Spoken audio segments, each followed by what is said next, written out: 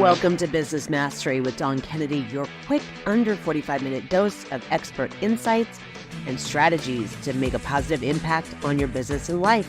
Let's get started.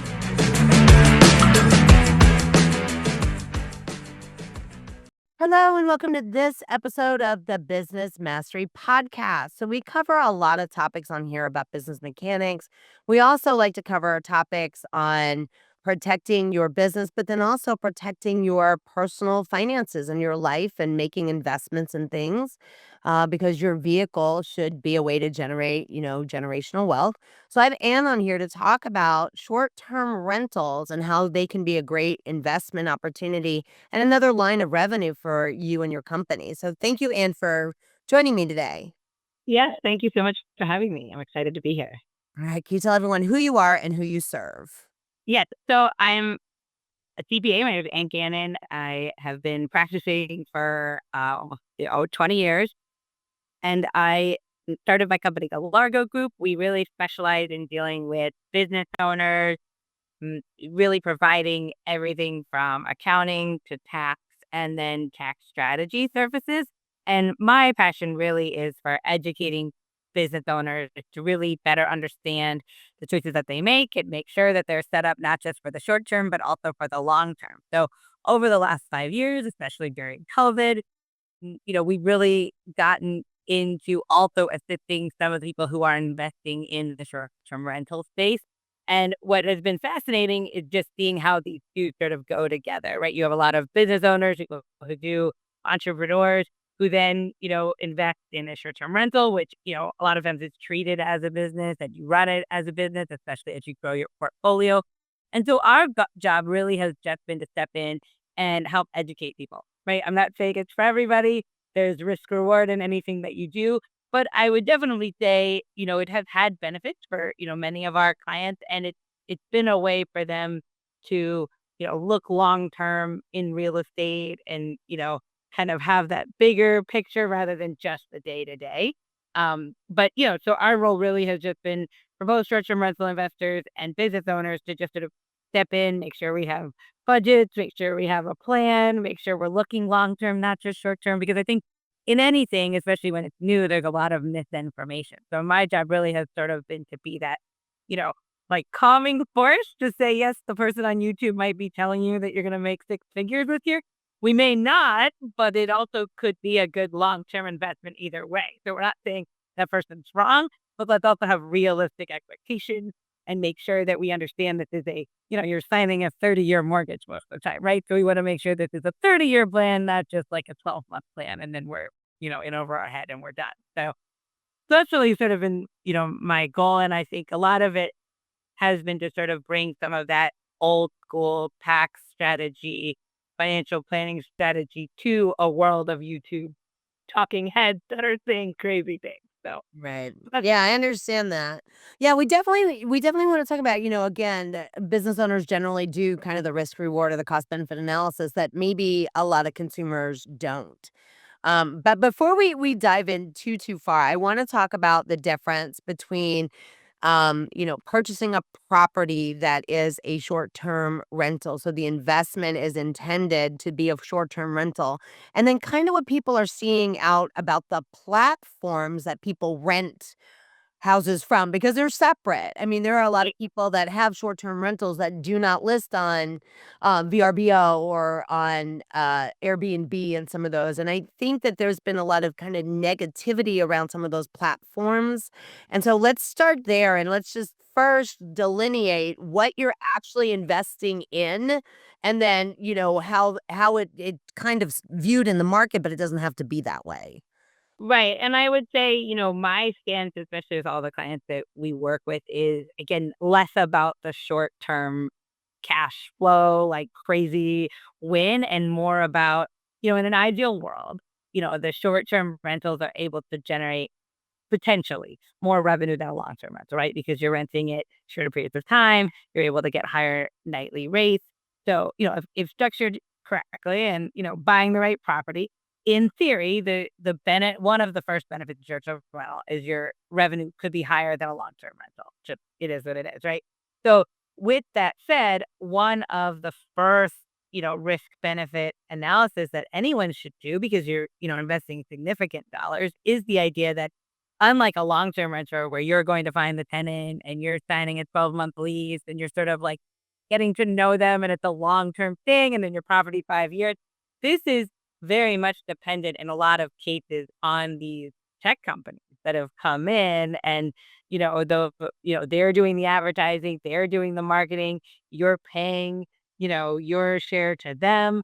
So it definitely is a completely different beast than just the long-term rental because you are in some way beholden to that platform, like Airbnb or VRBO. I've had a lot of clients that have said, that's probably one of the things that scares them the most is, you know, VRBO went away tomorrow or Airbnb went away tomorrow or they changed their pricing because you see it a lot.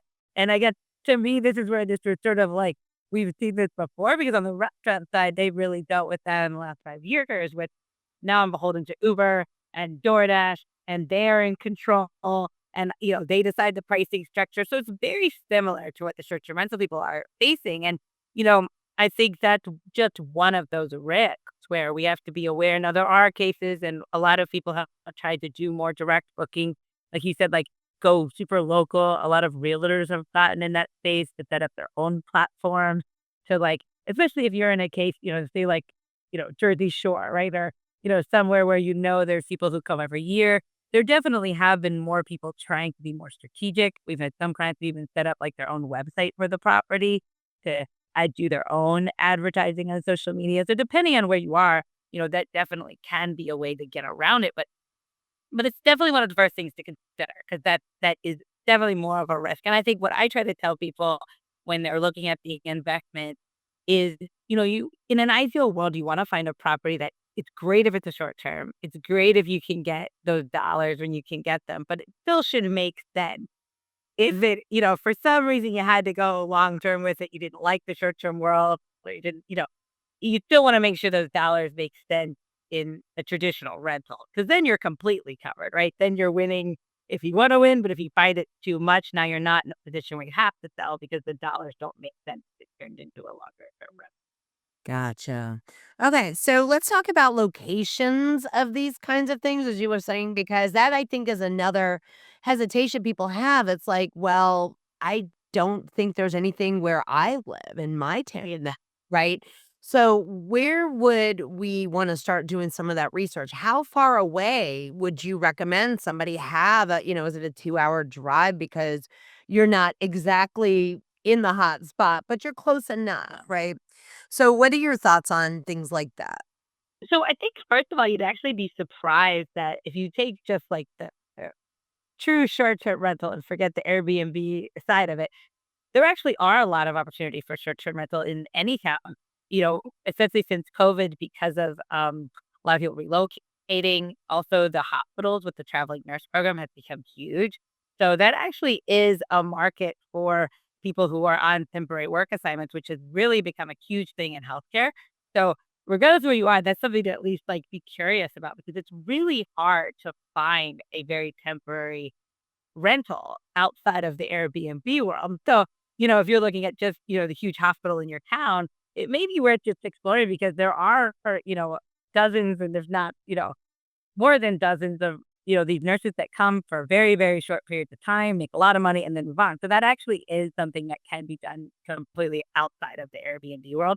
But I think you're right. I think that's also one of the first questions in short-term rental. And again, as an accountant, it's just numbers to me, like, this is more of a one of those other reasons to buy, but it really is something to consider because I've been planning to have bought in places they never go, right? Like, bought a property in Orlando, bought a property in Texas, and they never go there. That's not something that it's not in their world where I've had other clients where it's like, I'm gonna buy a property on a lake in Maine because I always go to Maine, and this is an extra property or even this is a property that I'm gonna use personally 2 weeks a year, and then I'm gonna rent it out short term the rest of the year to pay for itself. So I think it really depends on your comfort zone. I think that's the one thing that I think that, the talking heads online love to be like, "Oh, buy here," right? And they're pointing out all these places, but I do think it helps if you know the area, right? Like that you kind of understand the demographics, you understand who goes there and when they go there, because that will help in setting up, realistic expectations for the property. Because sometimes, what they're saying the property is gonna do in rent is not accurate because there is seasonality. So it might get 500 a night, in July at the beach, but it's not gonna get 500 a night in January. So we need to know the area so we can understand. And I do think, to some investors, they don't care if they're a drive distance or not. I definitely have had some clients where they bought a property, like I said, they're in New York and they bought a property in Florida, or they're, in New York, they bought a property in Texas. And there's ways around it. I think with technology, there's definitely ways to set it up to where you don't to be there. But as an investor, I think it's one of, like, those that's probably question number 2, right? Question number 1 is, are you okay with the fact that you're tied to a technology company that's making money off you? And, number 2 is, how close do you wanna be if the water because we know the water is gonna break at some point, in any property. So what's our contingency for that? And how comfortable are we with, like, having someone who's gonna go check on it for us, or do we feel like we need to be there? Yeah, I like that. And you brought up a really good point. I think when people think short-term rentals, they only think vacation homes. Right. Right, yes. And I think that's a lot of it, but there are some of these ancillary places where that shorter term rental does also work, and so it is worth exploring, different areas, even in cities because you have a lot of the corporate travel, you know, so there definitely are ways to, if you're in New York City, there's a lot of people who are there on a work assignment for 30 days and, that it would be a much more appealing place than a hotel. There definitely are some ancillary places, where you wouldn't have to always be on an Airbnb. Yeah, that makes a lot of sense. So now let's talk about the investment side of things because this is not going to be like buying your typical house you move into, right? Right. Well, and I think that that's also gets tricky. I think, first in the investment side, you definitely want to make sure that the mortgage people are aware that this is going to be an investment property. There's significant risk if they don't know that because in those mortgages are wording on, what the property is gonna be used for. So I think it's always good just to be upfront. The good news is in the lending space, I think they've come a long way in the last 5 years to being more aware, having mortgage options for investment property. It used to be a lot harder. Like you said, it was investor property. It was like, oh no, like that's, our commercial. I feel like they've gotten a lot better with having like more of a hybrid where yes, where it's investment, but here's how we get to it. I think in terms of getting that mortgage, there's definitely, there's 2 ways a lot of people do. There's, setting it up as a mortgage based on how the property is expected to perform or based on your own assets. So I think that, just having that conversation, finding a lender that understands, starting from the beginning will just set you up for much more success than like not saying anything and then feeling, stressed later on. But I think the other part of it is also the risk. Right? So when you get into the insurances and you get into asset protection and how is it set up, and I'm sure you know this as well, but I think being aware that you also have a more risk here because you might have 20 people in your property over the course of a month where a long-term rental, there's, one person's going to live there all year. So there's much less risk. So I think those are definitely things you wanna sort of work through as you're buying the property rather than after to just make sure that, you're comfortable with it, you understand it, and you are set up, to be as limited of risk as possible. All right. Now let's talk about the legalities in some places where you can't rent the condo out in the building or you can't. And I have heard a couple horror stories where that wasn't disclosed prior to the purchase. So let's talk about how we need to do a little due diligence maybe around some of that and what you've run into, if anything, about, policies in or regulations, I guess, changing. Have you run into any of that? And how does that I mean, it's definitely something that I think we're gonna see more of in the next few years as people become more aware of short-term rentals. You definitely hear of communities, you know, saying that they're not gonna allow it, because the residents are unhappy. So I think that goes back to, what I said at the beginning. I think you wanna make sure that property would make sense.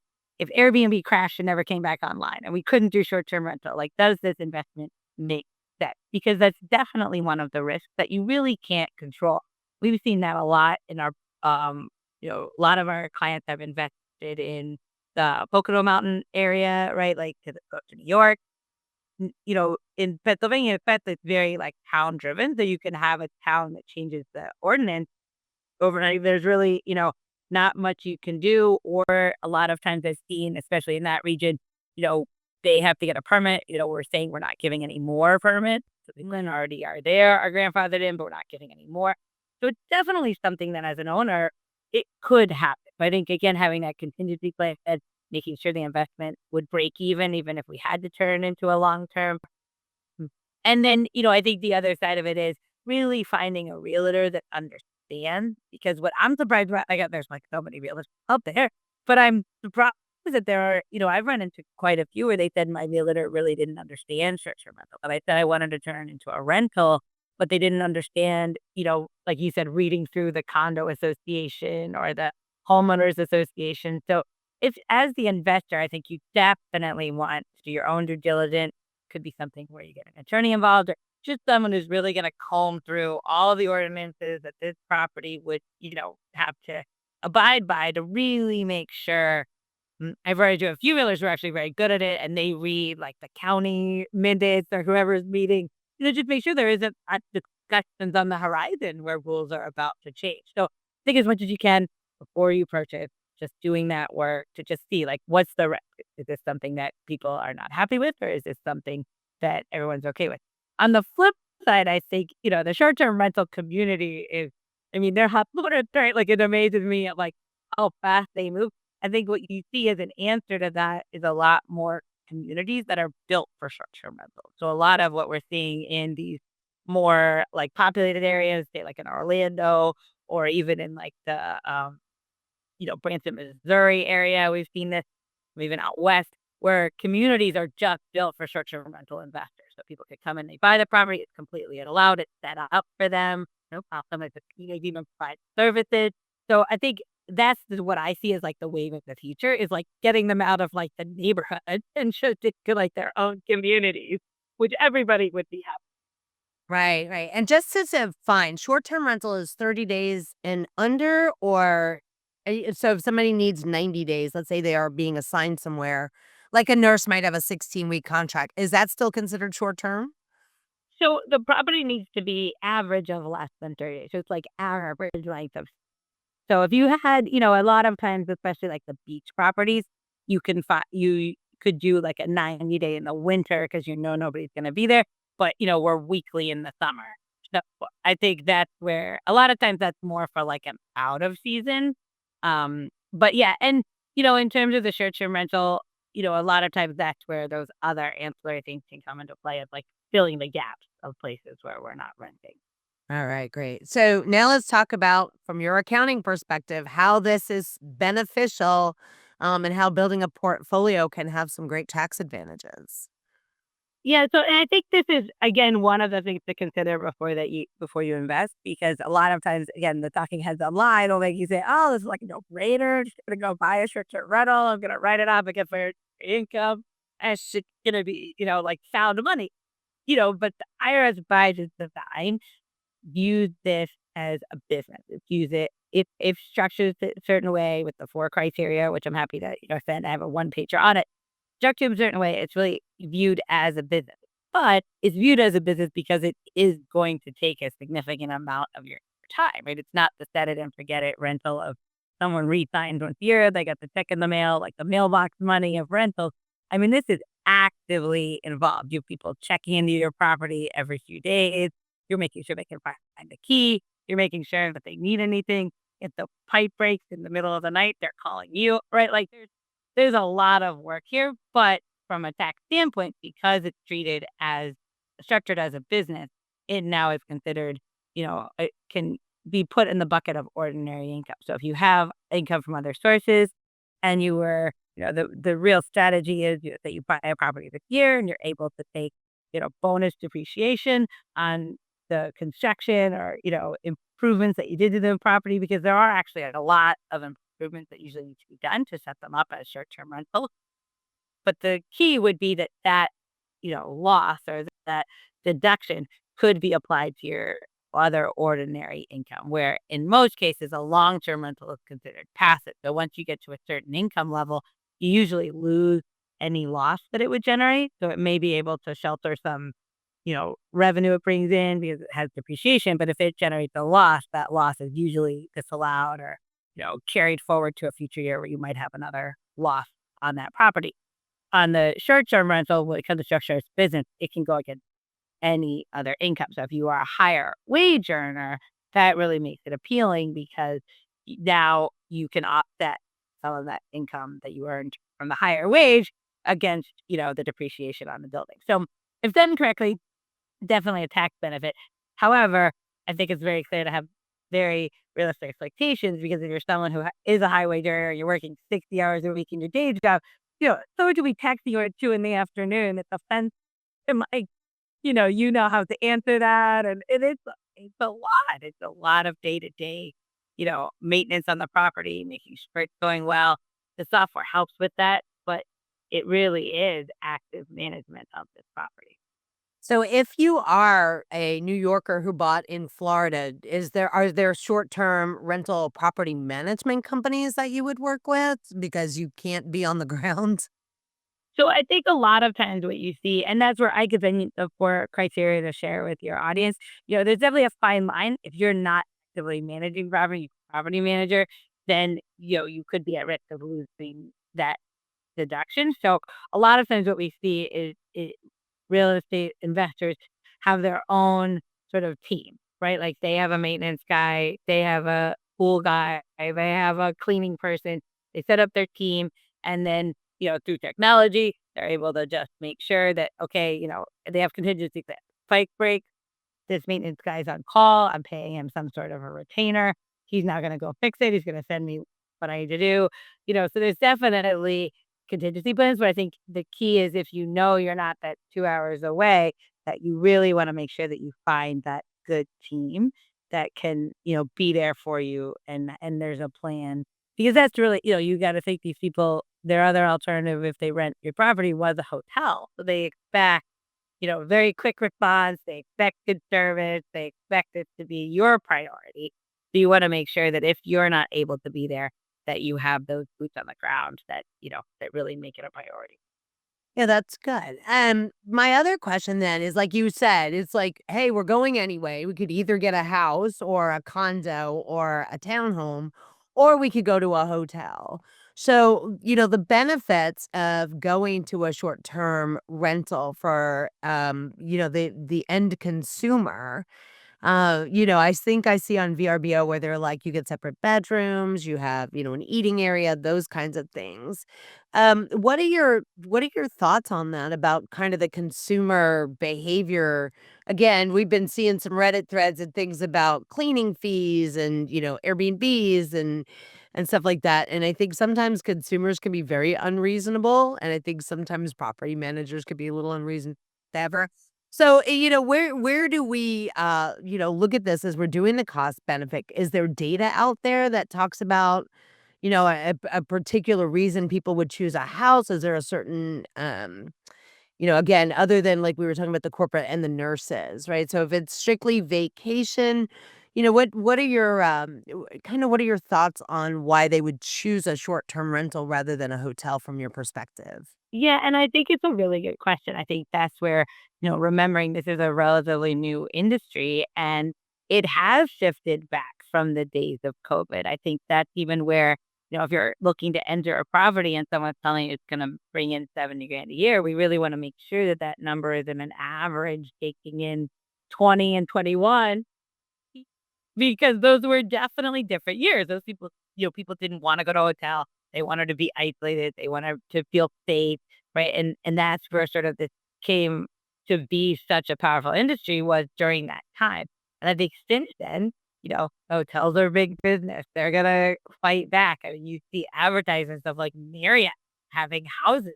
So you they know what's going on and they know that they have to step up their game to get those people back into a hotel. But I think, I go to a lot of the short-term rental conferences, and I think a lot of what you hear is your core demographic of a person that would prefer an Airbnb to a hotel is that person who's really looking for that experience of staying in a unique property. So if like you're going to now I wouldn't even say it's a Jersey Shore or anything because those, everyone's in like a little condo. But if you say, say I'm going to Orlando on vacation, right? Like I could stay in a hotel, that'd be great. It's gonna probably have great service. It's gonna be set up because it's tourist driven. But, if I'm someone who lives in New York City and I'm always in a cramped, condo, I also might find it appealing to stay in a bigger house where I have a pool and I just have space. So I think what you see a lot in the properties and picking the right properties is the ones that are really successful are usually the bigger properties, 4 or 5 bedrooms. They're, very nice, right? So it's really a property where that person isn't living in, right? Like they live in a condo in New York and they're, very tight, cramped. And now for a weekend, they get to live in a 5 bedroom, very nicely done house and really just feel like they have more space. I think that's one of those things where if you're really looking in that lens of like, is this a place that's going to give this person this experience of coming to this place and having this space? Those are the properties that continue to win over time. The other thing that people have really done where it gets into that investing is really having amenities, whether it's a game room or pool table or, some people, one guy we work with put a pickleball court in the backyard. Well, that's or, those things that like, oh, that hotel area may not, right? Like, it might, as nice as the man is, you have your own pickleball court you just go use and you're going to have space and time with like your family for gatherings. But I think that's why I think Airbnb and like the short-term rental it will always survive. There'll always be that segment. But I think we're sort of normalizing like how much what is reality for, because as an industry, but a lot of people have educated on the investor side, oh, raise your prices, add a cleaning fee, add all these fees, right? Like, and I think you're sort of seeing a pushback of people like, I'm not paying that to go stay there for one night, right? So there's definitely a normalizing on the price side. There's also a lot more because a lot of people invested in the last 2 years.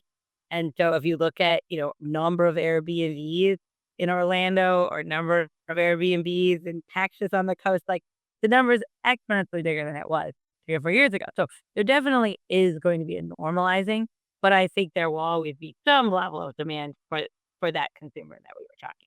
Right. Yeah, that's great. And I think also I think about like I've seen stuff with family reunions and you can have a house with a lot more people in it than you can a hotel that has 4 with a rollout bed, right? So that's another consideration for getting into this is you can serve different types of events that maybe the hotels can't. Uh, I've seen some stuff too, recently on weddings that you would put your wedding party, kinda in a larger house. Everybody's kinda there, and it's not a block of hotel rooms next to, Aunt Susie and Uncle Joe or something. I'm So the people who are getting into this investment, but that's where even getting into like having a caterer and sort of doing some of that for that party. If you know that you're in a great place for that wedding party, like making sure you have your list of who to recommend and even, your own web, doing your own marketing. Because I think otherwise, you are sort of lost in the world of Airbnb. But if you kind of make yourself that destination for that, wedding party, then you're just securing yourself for longevity in this space. Yeah, so it also kinda sounds like you need to understand the end consumer you wanna serve. So, Yeah. if I want to invest in short-term rentals because of, traveling nurses or corporations, I'm gonna look at things a little differently, like, "Hey, is there transportation? Do we how do you get back and forth to work?" Those kinds of things. So I think that this is really helpful that anybody who's been considering it can even go a step further and consider who do I wanna actually serve on the other end, and I think that can help them make a really good, decision, like you said, that they'd be happy with if, the sun exploded and Airbnb went away, that Starlink, God, I we can't use Airbnb anymore. Yeah. yes, yeah. So if that went away and exploded, then you're not in something that maybe you didn't have a demographic, that you wanted to serve at that level. Yeah. Because I think that's where, from a tax and a long-term tax strategy standpoint, ultimately that's where we want to get to. I mean, to me, I've been doing taxes for 20 years and I can tell you every year it's the same. My happiest retired clients are the clients that invested in me. So at the end of the day, whether it's a short term or a long term, the real goal is that, as we get these rents in, as we get this revenue every year, that we're paying down this mortgage, we're building our equity, and we're really setting ourselves up for, that 15, 20-year plan with this property, however we get there. So that's where I think you're at. Like, you know, regardless of how much money we're going to make in the 5 or 10 years, the biggest win is that, inflation will happen, right? Real estate will go up in value over a 10, 15-year period, even if it's like this rather than like that. It will. I mean, that's, proven itself. And, if you're looking at retirement, building that retirement nest egg, as you have that equity, as you're able to pay the property off, regardless of how you use it, there will be revenue generated every year that really can add to your retirement portfolio in a way that's just different than market investing. Now, the market investing is bad, but real estate and rentals are tied to inflation. So people will pay more 10 years from now for this rent than they are paying today. And that's where I think, kind of use it. At a core, it's a great property, then yeah, and it meets all of our needs in other areas. And even if the sky explodes, like, this property would still make sense and does still fit in my long-term plan. Amazing. So it sounds like also you have kind of a network of realtors too. So where can people find you, reach out to you, learn more about it, and get the 4 steps Well, for considering this as another step in growing their business and their wealth?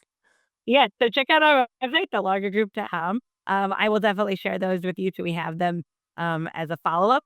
And then, I think the big key is, if you have questions, you can definitely also send me an email, agannon@thelargergroup.com, and I'd be happy to help because I really do think, you add real estate to what you're thinking of long term, it can really be a win.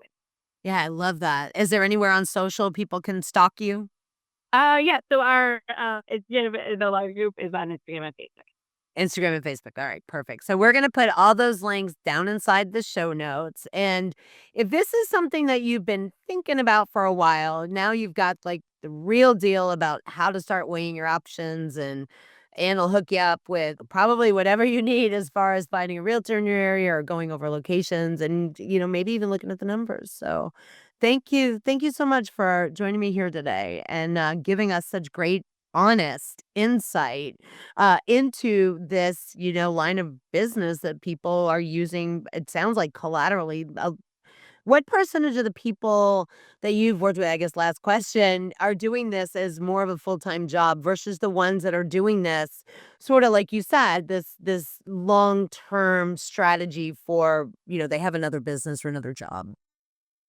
I would say I think that's the goal of probably a third of the people that I work with is to eventually quit, quit their day job.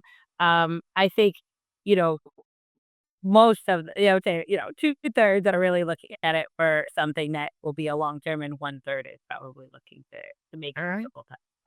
Amazing. All right. Well, thank you again so much for joining us here today and giving us like the real tea, I guess, if you will, to use some phrase.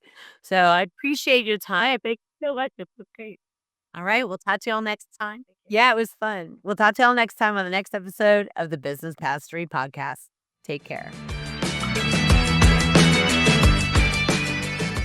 Thank you so much for listening to this episode of the Business Mastery Podcast. If you want to learn more about me, you can go to DawnKKennedy.com, and you can now check us out on YouTube, as well as, of course, any of your favorite platforms that host podcasts. Take care.